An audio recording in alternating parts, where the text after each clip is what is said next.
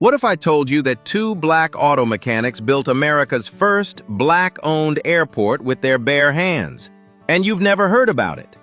1931. Cornelius Coffey and John Robinson couldn't get into flight school because they were black. So, they did something audacious.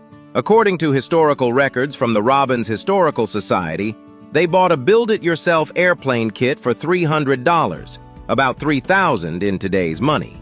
One problem, they couldn't afford the engine. Robinson's solution? He pulled the engine out of Coffey's motorcycle, bolted it to the plane, and they taught themselves to fly. But here's where the story gets extraordinary. The two men sued Curtiss-Wright Aeronautical University for racial discrimination. The school made them a deal. Drop the lawsuit and they'd let them attend, but only night classes, separate from white students. They took the deal, graduated in under a year, and became certified pilots and mechanics. Then they looked at each other and asked, "Where do we fly?" Chicago said no. White airports wouldn't let them land. So, in 1931, documented in historical archives, Coffey and Robinson headed to Robbins, Illinois, an all-black town whose mayor, Samuel Nichols, welcomed them with open arms. His daughter, by the way, was Nichelle Nichols, who'd later break barriers herself playing Lieutenant Uhura on Star Trek. Volunteers from the community showed up. According to museum records, they cleared boulders with their hands, cut down trees, leveled the terrain, and built a single hangar from scrap lumber.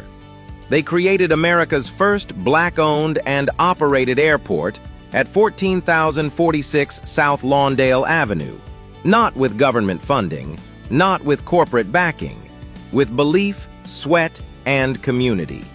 This wasn't symbolic. The Challenger Air Pilots Association trained real pilots there, including women. Janet Bragg, a nurse and Spelman graduate, was one of their first students. She bought 2 planes for the airport. Willa Brown, who'd overheard Coffey and Robinson talking about aviation while she worked at Walgreens, became their student and later the first black woman to earn a commercial pilot's license in America in 1939.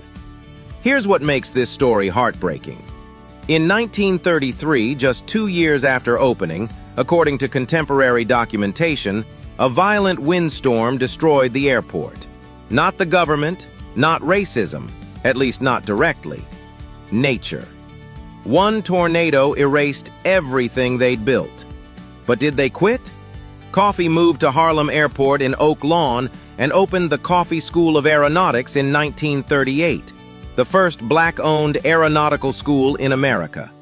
Over 1,000 students went through that school between 1938 and 1945.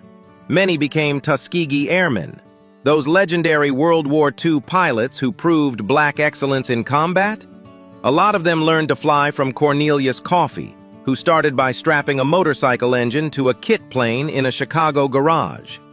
The Federal Aviation Administration honored him in 1980 by naming a navigation intersection after him, C-O-F-E-Y, spelled with 1 F because radio checkpoints are limited to 5 letters. In 1993, he was named an Elder Statesman of Aviation. But most people have never heard his name or John Robinson's.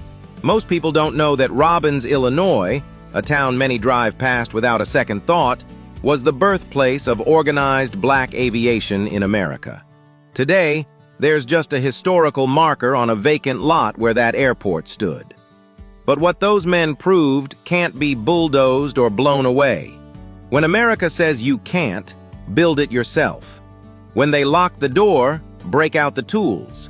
When they say the sky isn't for you, strap a motorcycle engine to your dreams and fly anyway.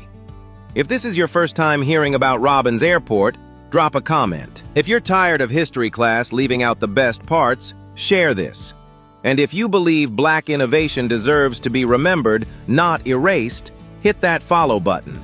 Because stories like this don't stay buried, they take flight.